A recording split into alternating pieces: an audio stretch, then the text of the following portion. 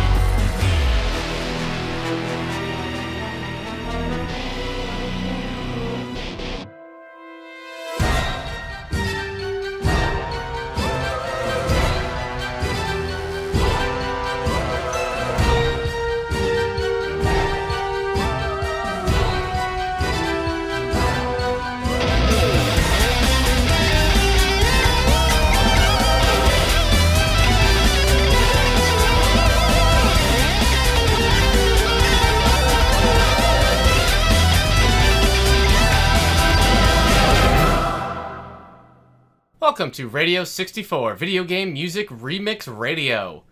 I'm your host, Eric Mickles, also known online as duskvstweak. Radio 64 is part of the Radio Meanwhile Network. Visit radiomeanwhile.com for more information about this and other great podcasts. Find past episodes of Radio 64 on iTunes, Spotify, SoundCloud, and YouTube. And thank you to WRAQ 92.7 FM in Angelica, New York for hosting us every Monday at 6 p.m. The song you just heard was called Black Wing Metamorphosis by Blind, Fishy, Jillian Aversa, Juan Medrano, Steffan Andrews, Suzumebachi, and tefnek from ocremix.org.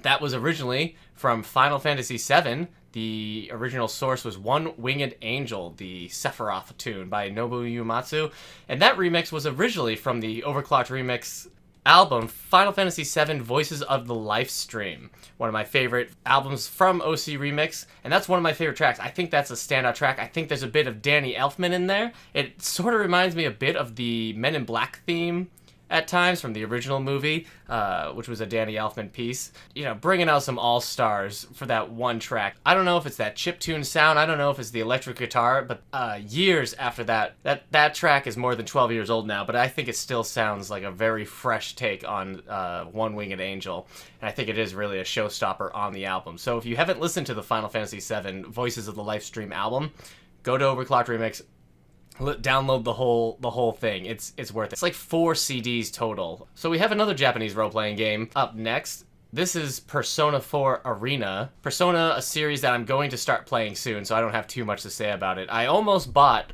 a PlayStation 4 just to play Persona 5 because that game looked fantastic. Everything about it, the style, the gameplay, the music, I wanted it. This track was originally called Princess Amigaya from Persona 4 by Atsushi Kachoja and Soji Maguru. This track is called Yuki by DarkeSword. I like the string sounds a lot in this mix, while also giving it a pretty funky beat throughout the whole track. Having never played Persona 4, this is now the only piece of music that I'm familiar with from the Persona series. I believe it's a character's theme song, but it does definitely sound like it could be part of a battle music or a boss fight for a number of JRPGs. Also from an album from OCR, this is called CEO 2015 Champion, so you can find that whole album there. Here we go, Yuki by DarkeSword from ocremix.org.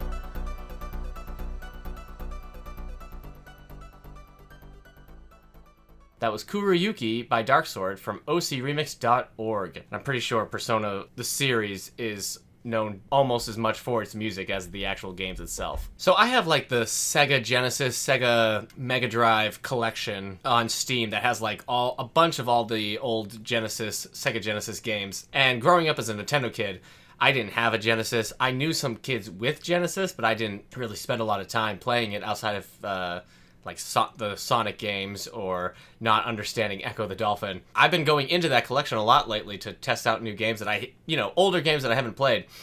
And one of the games I've been playing a lot of has been Columns, because I've played years worth of Tetris. I've played a lot of Dr. Mario. I have never played Columns. So this is a puzzle game that came out on the Genesis in like 1990. It has taken over all my attention. Every time I turn on my computer or my laptop, I just want to play Columns. You can't flip them so that they're on their sides, but you can move the blocks around. I feel like I feel so out of touch and so late to the party with this series, because I'm just like, have you played Columns? Columns is great. I love the aesthetic. I love the speed, but I had to play it because Columns is just taking over my time. I'm taking pictures of my high scores so I can remember it. This was originally called Clotho by Takuiko Iwabo. Columns on the Genesis has that Greco-Roman vibe about it. So this is called Main Theme Blue Square Mix by Rayza. Because this is an older mix, I think this came out in 2002. It feels a bit simpler than some of the other tracks we've played. It has a boppiness about it, and there's not too much done with it other than laying down that electronica beat under it. Like I said, I had to play something from Columns. So this is Main Theme Blue Square Mix by Rayza from ocremix.org.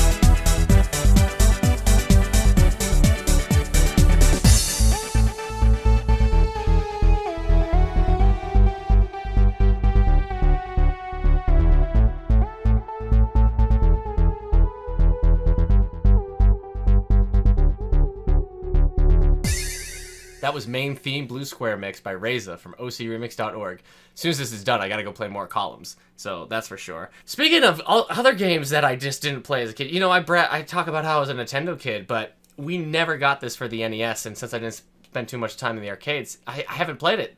Bobble.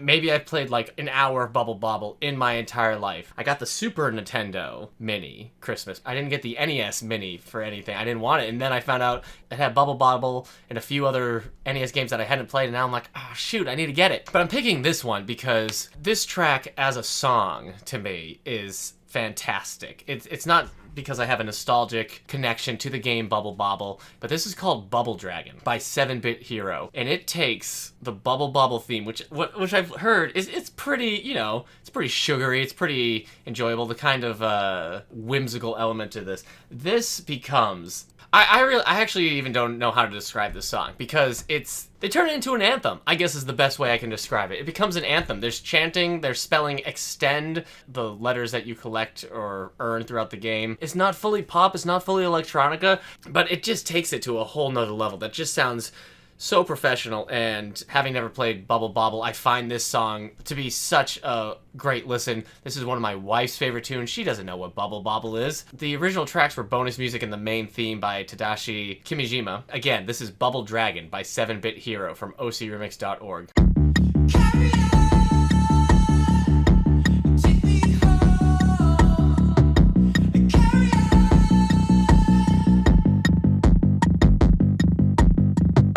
Above my tiny head, a platform stares at me. Droids above, but I can move. It's so surreal to see. And just like that, they start to move. I shout, but bubbles fire. It's clear to me, they want me gone, so I'll match their desire. I'm a cursed boy, bubble dragon.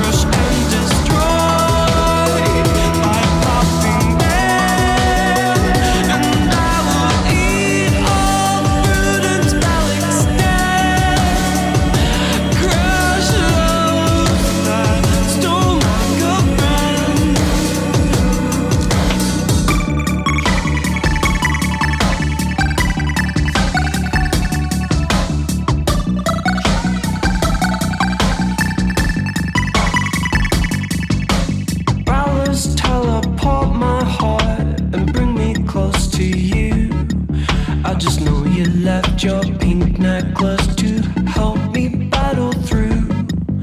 Silver and golden doors are what keep me sane.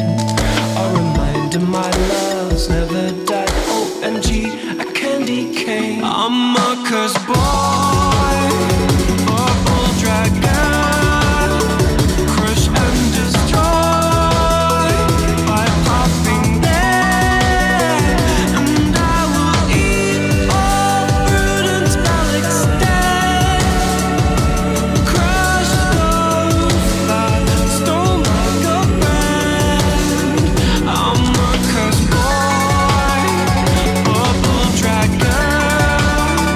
crush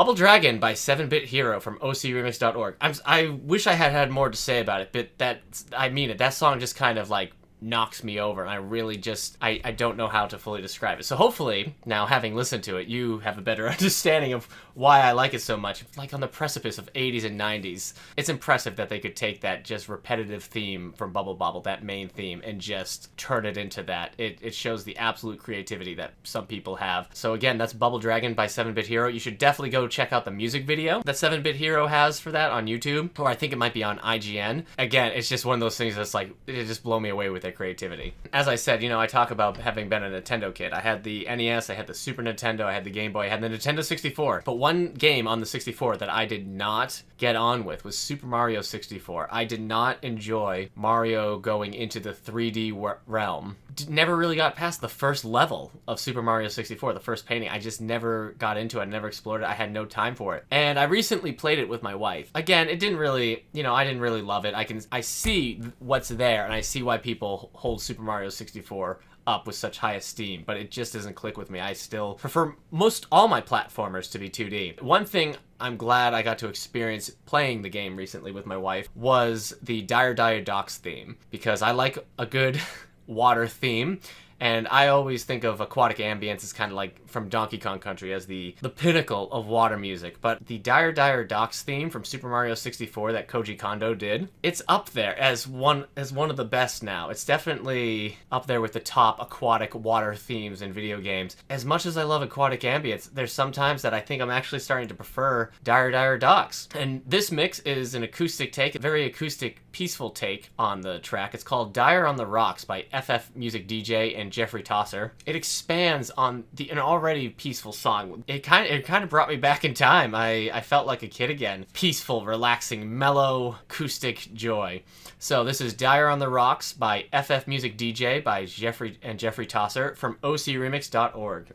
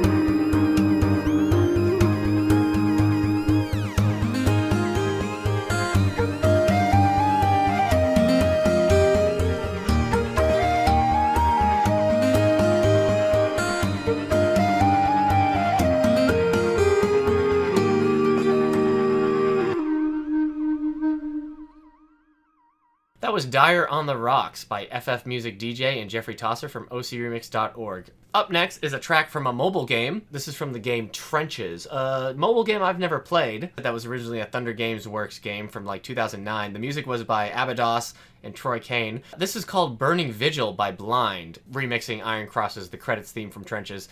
The big reason I like this song so much, having no connection with it, is Blind. I love Blind's trance style on all the tracks he does. There are very few Blind songs that I don't enjoy. This one, it's a longer one, so settle in. But I think it's just, I've been trying not to use the term cool so much, but I think that's what this is. This is just a cool trance mix of a mobile game track. Texture-wise, it feels very dark and crunchy. If a trench warfare had electronica music playing throughout it, this is what you would almost expect. The higher notes, I feel like they even create that kind of that burning candle image in your head. Again, the main reason I picked this is because it's Blind, and Blind does fantastic work. This is actually one of my favorites, and having no connection to the game Trenches, I think that says something about Blind's musical capabilities and the original track as well. Burning Vigil by Blind from ocremix.org.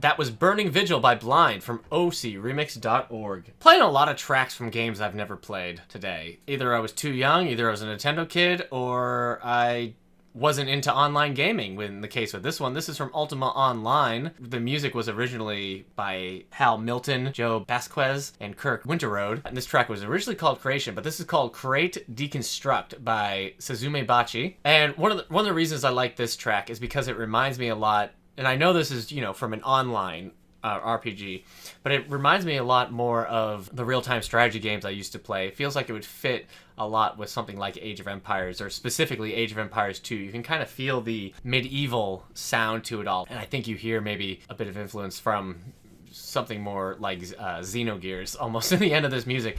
So, Create Deconstruct by Suzumebachi from ocremix.org.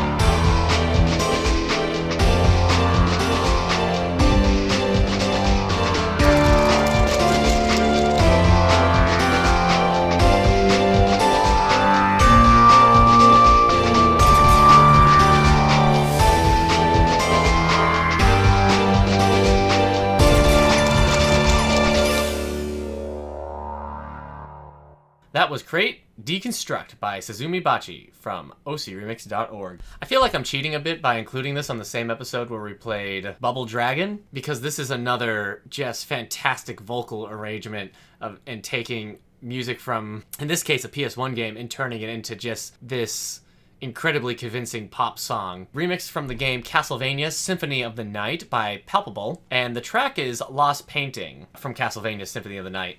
This is one that I heard before I played Symphony of the Night, which, you know, Castlevania Symphony of the Night definitely stands up to its reputation. Everything you've heard about that game is true. I was shocked by how good that game still was. I thought, you know, certainly this game had to have aged a bit and maybe wasn't the pinnacle of the 2D Metroidvania as everybody said. No, it's still fantastic. But this is called Lost in a Nightmare by Palpable, and it takes the Lost Painting theme, which is a great theme. Yeah, it just turns it into this pop song that has this kind of romantic flair to it. This it scratches that itch I get sometimes for a pop song that has a bit of longing, a bit of melodrama to it. The lyrics in this are just amazing. And if if you're listening to this song and you wanna check out the lyrics, OC Remix always puts the lyrics up on the song pages, so you should definitely check those up. Yeah, the lyrics still relate to the game in some ways, but it almost transcends that. It becomes its own original piece of work. Palpable, I think Palpable's vocals sound great for this specific song.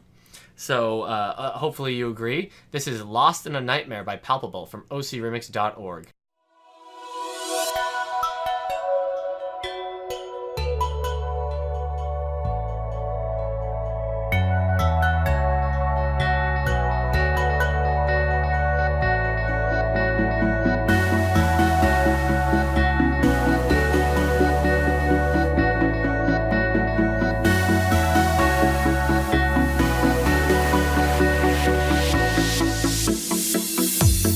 Time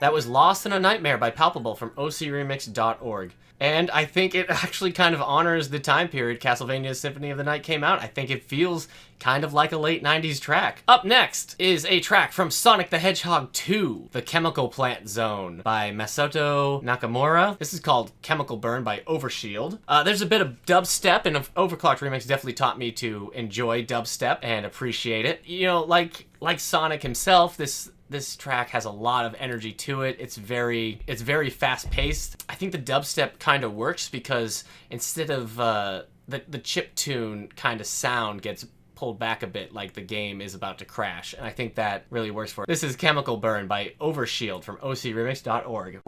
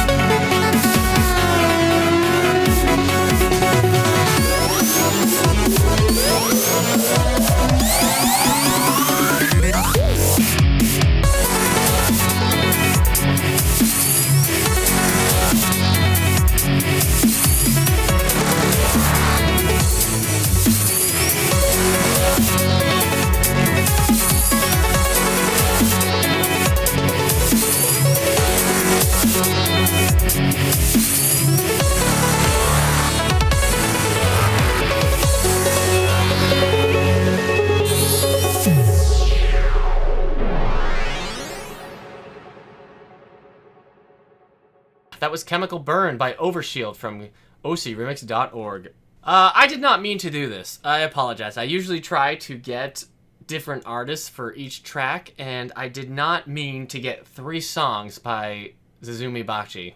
Whoops. Doing this, our closing song from Final Fantasy VI, my favorite Final Fantasy. I'm going to say that every time I play a track from Final Fantasy VI. This is from the track Epitaph by Nobuo Uematsu. So in Final Fantasy VI, Nobuo Uematsu made a theme for each of the characters, and then he also made like a second track for them that was the same one, but it was a bit there were slower takes or bit more mellow takes. So Epitaph, it belongs to Seltzer.